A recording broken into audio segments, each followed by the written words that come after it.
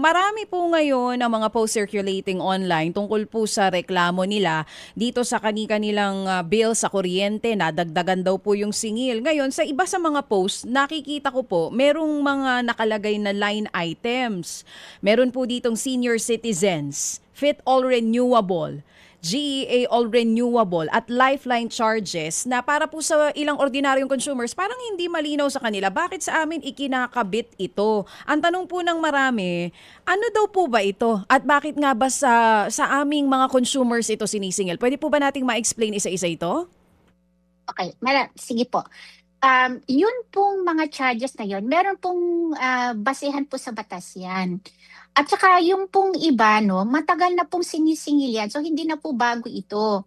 Yun pong lifeline subsidy, matagal na po yan. Nung pong nagkaroon po ng IPIRA, nagsasubsidize na po tayo sa mga kababayan po natin. Yun naman pong senior citizens, matagal na rin po yan. Meron din pong batas. Yun pong fit all dahil po sa Renewable Energy Act na matagal na rin po yan. Yun pong JEA all, yun po yung medyo bago sa atin. Pero maliit lang po yan kung ikukumpara po natin doon po sa total bill na binabayaran po natin. Kaya kung nagkaroon man po ng pagtaas ng kuryente at yung tinatawag po namin significant increase, hindi po dito nanggagaling yung significant increase ng binabayaran po ng kuryente ng ating mga consumers. So, ang malinaw po dito, ito naging pagtaas, hindi ito desisyon ng Meralco. Kumbaga, galing po ito sa batas. Ang bago lang dito yung JEA. Pwede niyo po bang i-explain ano po ito at kailan po ito nagsimulang maidagdag sa bill po ng consumers? Okay. Yun pong JEA, ito po yung sinasabi, ito po yung green energy auction. Kung matatanda po natin, meron po tayong renewable energy law. Noon pong 2008 pa po yan ipinasa ng Kongreso. Ngayon, nagkaroon po tayo ngayon ng mga renewable energy sources. So, dati po, at existing pa rin man po ngayon, ang ibinabayad po sa mga renewable energy plants, ayun pong tinatawag na FIT. Basta po kasama sila doon sa installation targets. So, yun pong FIT, ito po yung feed-in tariff.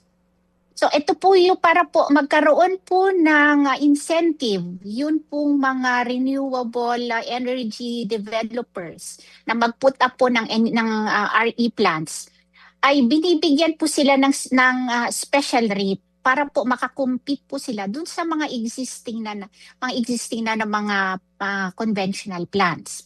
Ngayon, yun pong diferensya ng kanilang actual cost at yung pong fit rate, doon po kinukuha sa fit on. Kasi po ang polisiya po ngayon ng gobyerno ay true cost po of electricity. So kailangan recovery of true cost of electricity, yun po yung principle ngayon na ginagamit. Ngayon, ito pong naging reset. So instead po na kontrata, kontrata po yung ginagamit po ngayon.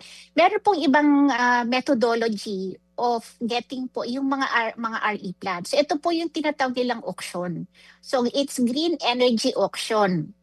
So ito pong Department of Energy, nag-issue po sila ng guidelines dito, yung green energy auction. So kagaya po nung mga renewable energy plants na under the FIT. Okay? So ito din po yung equivalent niya. Kung hindi po fit yan, naging JEA lang po siya. Okay? Ang tawag po doon sa tariff like GET, Green Energy Tariff. Okay. So, yun naman pong total cost nila, ito naman po yung kailangan nilang kunin. Para rin pong fit all yan. Kung ano po yung true cost ng mga generating plants.